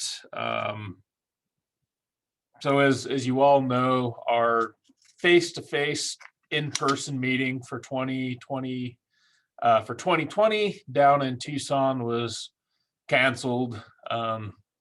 March is kind of when the world blew up, but so we appreciate Ann Audrey. I don't know if she's around, but she did a massive amount of work getting that lined up for us, and we're grateful that she was able to do it, and sad that we weren't able to actually take advantage and go do that. But our next meeting, we have tentatively, we're looking at Moab, Utah.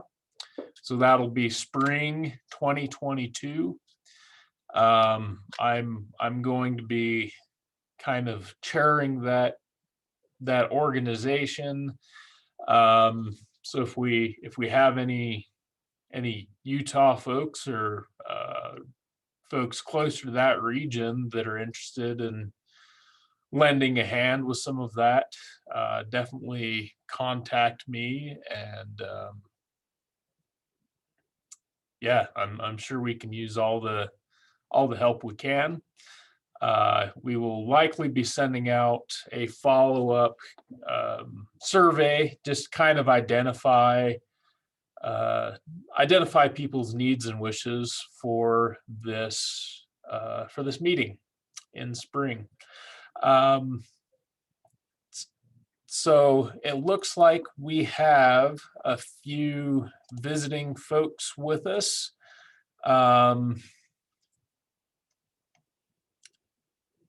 Let's see.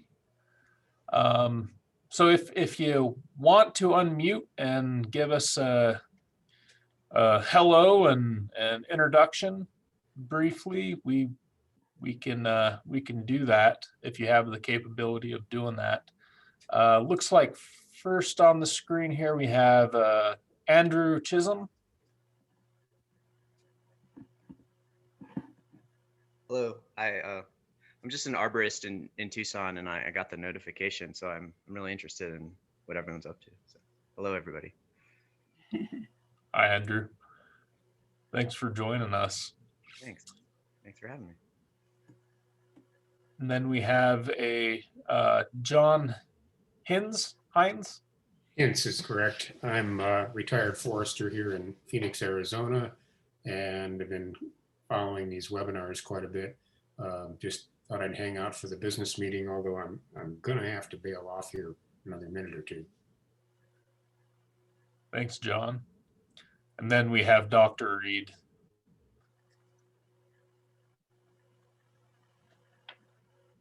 Sorry, I wasn't ready to be recognized. Yeah, I'm director of the Forest and Watershed Restoration Institute and the holder of the agreement that Swan has with the National Agroforestry Center. Oh, cool. Pretty instrumental in getting us up and running a few years ago. So appreciate your support, Kent. So I guess I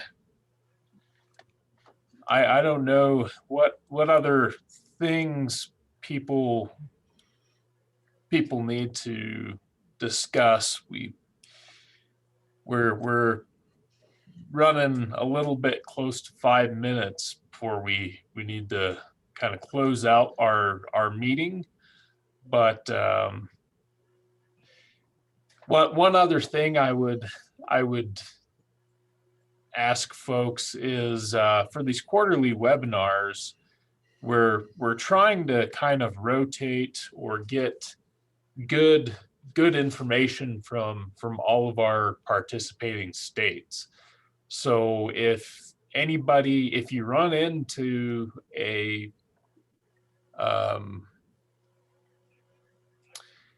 somebody implementing these agroforestry practices, whether that's more the operation side or someone on the educational side, I think all of us on the exec committee would be really interested in learning more about that.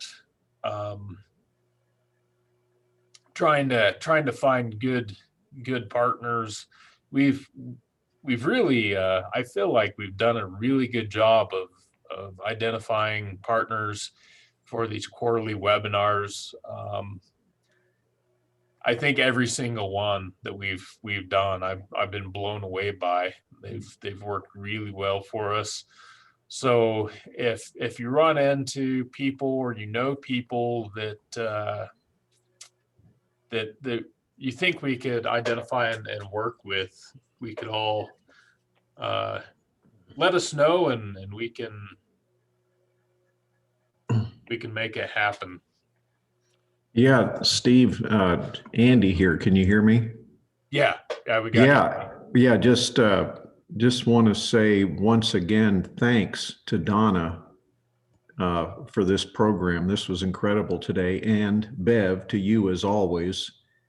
And the other thing that really hits me being on these mini Zooms like all of us is how much good impact there is from a video, from being out looking around in somebody's permaculture or agroforestry, just being able to be out in the field, if you will, as opposed to just fixed PowerPoint slides. So I don't know if that's an option if when Lindsay presents to us again, which I hope she does. But that really, I know that's a bit more work than just your regular, slides. But boy, it sure it livens it up for me. Yeah, I think, yeah, that's a really good point. And I think in particular where in our region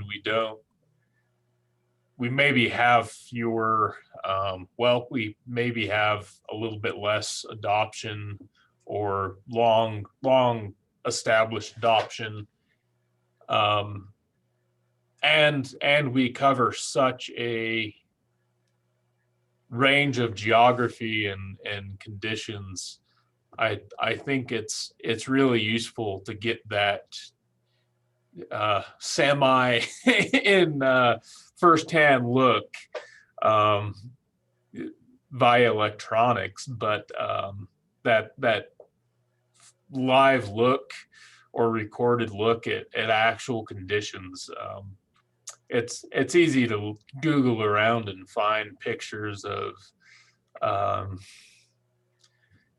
apple trees growing in other woody species, but it's different being able to actually see in those forest gardens how all of those are coming together. So yeah, I really like those sort of videos, and I think they add a depth to the education that we miss by just throwing some slides together in PowerPoint. But yeah, maybe Lindsay could get some videos together for us when we do that. Well, if you're thinking about the SWAN conference though, and the partners, I was also curious as we start to develop our agenda, then we can see, because if it is a civil pasture, then maybe SAF would become involved, or if it's, or ASA, the groups that might want to participate with us as we formulate or work with them, what would they like to be partners? Or like the Ag Tree Community, or the Arizona Council, the Tree Council, if it's ISA oriented. How are some of the presentations in line with what they'd like to be a partner with us with? Yeah, I think there's a lot of options out there. Probably need to get a better as we move forward on this. We probably need to make some clear identification of partners to start working. I actually got in touch with during our webinar. I was able to get contact information from someone. So yeah, those we'll probably have to have we probably have to have it this fall, I would imagine. Some sort of call for presenters to open it up, or I don't quite know how we're gonna address that, but definitely involving these other partners will be important. Looks like, wow, we are really moving through our time. And I'm gonna have to go here pretty quick, but I guess looking forward to July, Mick, are you still on? Is Gary Nabhan now maybe not gonna be our presenter? Or is that still kind of up in the air? Well, you saw the email message that I did. I received from him, and it's kind of nebulous as to where he's going to be at any particular moment now. I guess we have to at least wait through this week. He said he's got several appointments this week, and maybe he can tell us more next week. Okay, because we may need to do a substitution there, and Yeah, it's time to start thinking of one anyway. Yep. We could do a substitution, or if it comes down to a something live wouldn't work, but if it's something that we could get recorded, or a way we could do that, there might be a little bit of option there too. I don't know, but yeah, as you learn more, definitely let us know. Hopefully, for sure, doing okay. But yeah, I was doing on the chat, doing a little chat with Mario Gutierrez, who's working on establishing a food forest around Las Vegas. And so I don't know if he would be willing to be a presenter at some point, but that might be interesting for folks to kind of learn about the establishment process. And I mean, there's a lot of topics, but anyway, no, this was great today. And I think these quarterly meetings seem to be a good thing, and we're what Bev, we had pretty good participation today. What, 60 or 70? I counted 75 at the top. I think. Yeah, We had a captive audience too with Jim's class. There were 15 from my class there, and then there were 3 great. from the Arcosanti Food Forest Project as well. So that was Good. nice to see in both cases. So No, that's great. Deb, you were going to say. that's why I asked that question about restoration, because the class that I'm teaching is watershed restoration. So I wanted to try to see if Jerome would make a link between agroforestry, permaculture, and restoration, which I thought he did pretty well. Yeah. Well, Kent Reed should be able to do a little restoration talk sometime, I think. Well, We it's could always kind of talk, interesting. we could talk about the Arcosanti project. Andy, you mentioned Mario's project, but there's nothing on the ground yet. Whereas with ours, there's plantings, there's basins, there's paths. It's coming along pretty well. Yeah, no, that's a great, we could potentially have a program with Arcosanti, and then we could have a little time for Mario and then,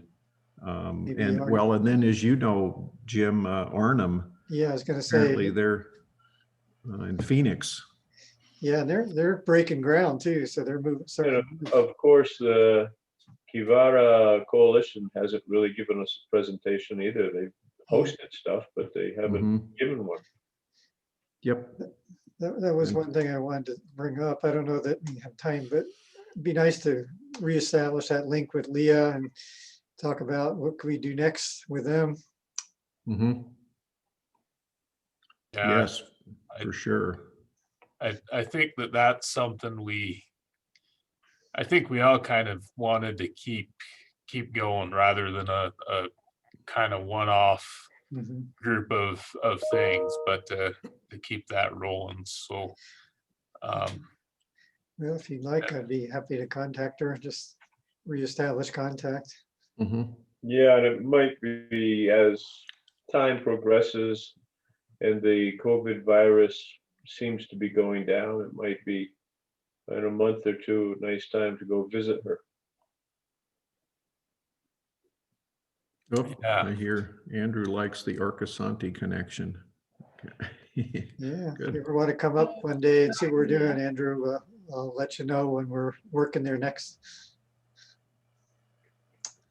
So are we still thinking then Lindsay and the Omaha permaculture in October?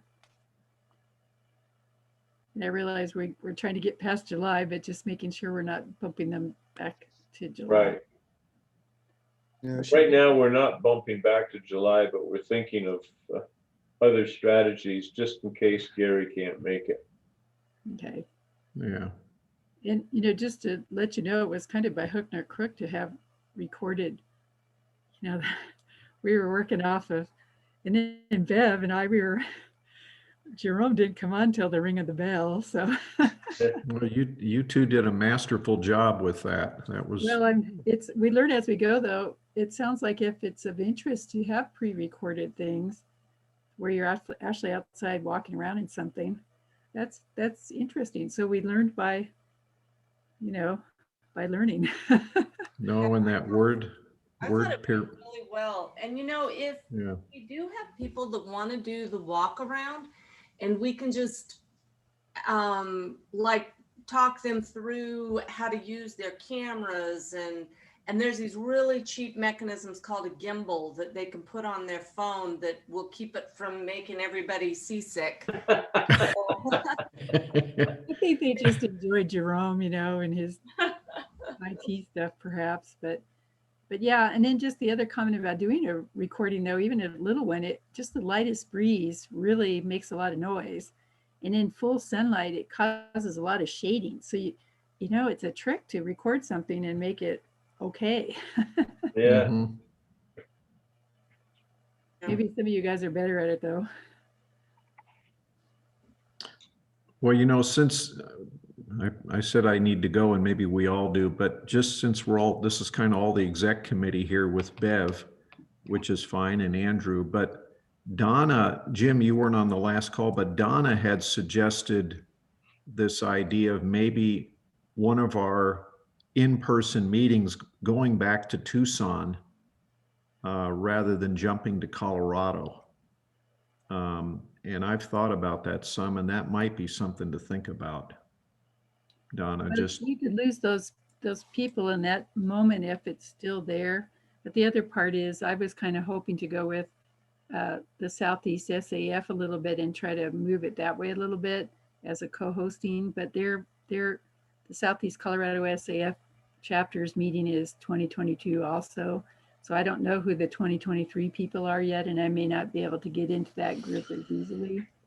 So it was just giving me another year for hedging my trying to get a connectivity going there. well, we should talk about that in July at our exec committee meeting. Hopefully everybody can make that on July 6th. But just another comment, I noticed in the audience though, we did have Mark Laval. Yeah. That was huge. So that's huge. And then Alan Gallimore he's out of Broomfield though, but still he was hooked in. So I think it was the ISA credits or the SAF that kind of pulled him in also. Yeah, I saw Mark, so I sent him a message and said, we got to hook up sometime. But then I got a response back. Mark is no longer in the meeting. Yeah. Oh. I So said hi to him. I'll do it by an email message. I don't want to interrupt anyone, but I've got people waiting on another meeting for me, so I got to run. But thanks all. Thanks, Derek. Bottom line is we're online Yeah, for take care, Moab and we're Keith. working on July. Yes. Okay. Bye. Bye-bye, Thanks all. everyone. Take care. Thanks, Yep. Andrew, for coming in. Okay, bye-bye. Yeah, feel free to stay involved with us. Yeah. Mhm. All right, take care.